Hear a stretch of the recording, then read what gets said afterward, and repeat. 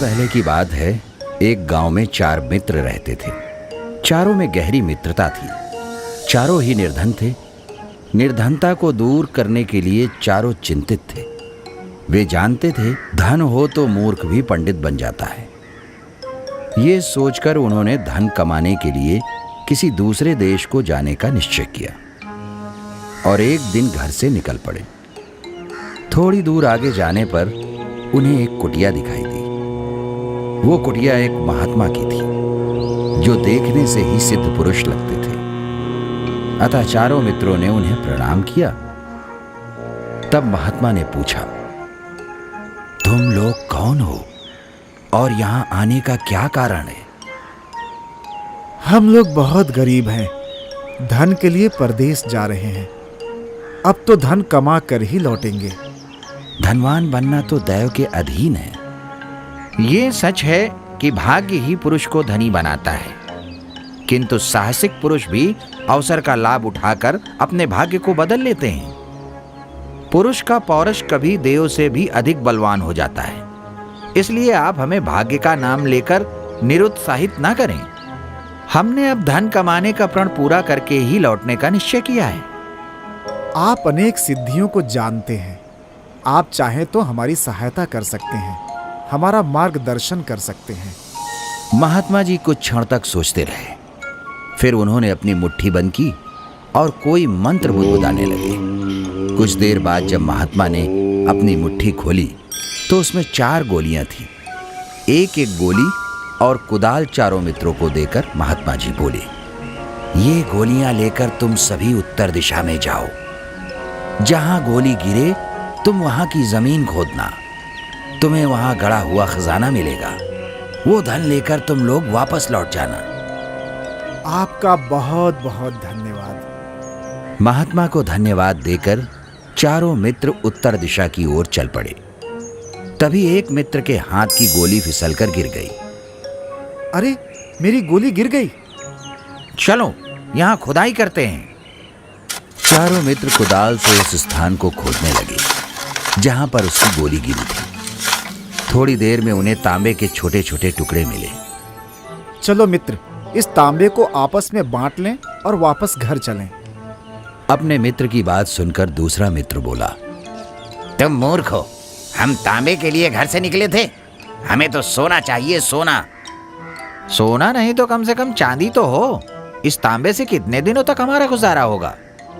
मेरे विचार से हमें आगे बढ़ना चाहिए। आप लोगों की मर्जी, मैं तो अब आगे नहीं जाऊंगा। उसे वहीं छोड़कर बाकी तीनों मित्र आगे बढ़ गए। थोड़ी दूर चलने पर दूसरे मित्र की गोली जमीन पर गिर गई। तीनों मित्र वहां खुदाई करने लगे। थोड़ी देर बाद गड्ढे में उन्हें चांदी की सिल्लियां दिखाई देने लगी। अरे वाह, चांदी की सिल्लियां! इतनी सारी चांदी तो मैंने अपने जीवन में कभी नहीं देखी थी। इससे तो हम तीनों की जिंदगी आराम से कट जाएगी। चलो इसे आपस में बांट लेते हैं और घर चलते हैं। चांदी? इस चांदी से क्या होगा? मुझे तो सोना चाहिए, सोना। दूसरे मित्र को वहां छोड़कर बाकी दोनों आगे बढ़ गए। थोड़ी दूर चलने पर तीसरे मित्र की गोली गिर गई। दोनों मित्र उस स्थान पर खोदने लगे। उस स्थान पर सोने से भरा हुआ एक बड़ा सा बर्तन मिला। तीसरा मित्र खुशी से उछलते हुए बोला, मैं जानता था कि तांबे और चांदी के बाद सोना ही तो होता है। हाँ मित्र, तुम्हारी बात सत्य है। चलो हम दोनों आधा आधा बांट लेते हैं और घर चलते हैं। चौथे मित्र का लालच बढ़ चुका था। उसने अपने मन में विचार किया। एक को तांबा, दूसरे को चांदी और तीसरे को सोना मिला।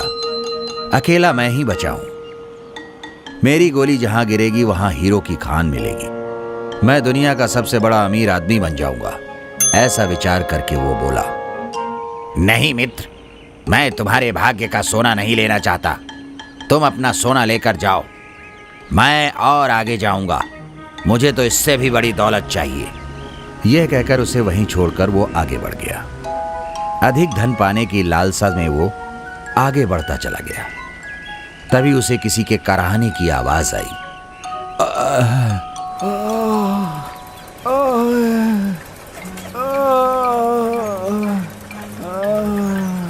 उसने देखा कि एक आदमी के सिर पर रथ के पहिए जैसा एक बड़ा सा चक्र घूम रहा था। उस आदमी के सिर से खून निकल रहा था। गोली हाथ में लिए हुए चौथा मित्र उस आदमी के पास पहुंचा और बोला, तुम कौन हो और तुम्हारी ये दशा कैसे हुई? तभी वो चक्र उस आदमी के सिर से उड़कर इसके सिर पर आ गया। अरे भाई, ये क्या हुआ? ये चक्र मेरे सिर पर क्यों आ गया? मेरे सिर पर भी इसी तरह किसी और के सिर से उड़कर आ गया था। अरे भाई, मेरे सिर से इस चक्र को उतारो, नहीं तो मैं मर जाऊंगा। अब ये तुम्हारे सिर से तभी उतरेगा जब कोई व्यक्ति धन के लोभ में घूमता हुआ यहाँ तक पहुँचेगा और तुमसे बात करेगा। ये कब होगा? मुझे काल का ज्ञान नहीं। मैं राजा राम के राज्य में दरिद्र हुआ था और सिद्धि की गोली लेकर यहाँ तक पहुँचा था। किंतु इतने समय में तुम्हें भोजन व जल कैसे मिलता रहा? ये चक्र धन के अति लोभी पुरुषों के लिए बना है। इस चक्र के सिर पर लगने के बाद मनुष्य को भूख, प्यास, नींद, मरण आदि नहीं सताते। केवल चक्र घूमने का कष्ट ही सताता रहता है। वो व्यक्ति अनंत काल तक कष्ट भोगता है।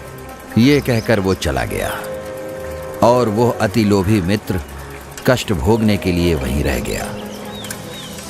शिक्षा: अति महत्वाकांक्षी होना दुख का कारण बनता है। हमारे YouTube चैनल को अभी सब्सक्राइब करें। नए वीडियो देखने के लिए बेल आइकॉन जरूर दबाएं। आप हमारे वीडियोस पर अपना कमेंट जरूर दें। वीडियो को लाइक करके अपने मित्रों को शेयर जरूर करें।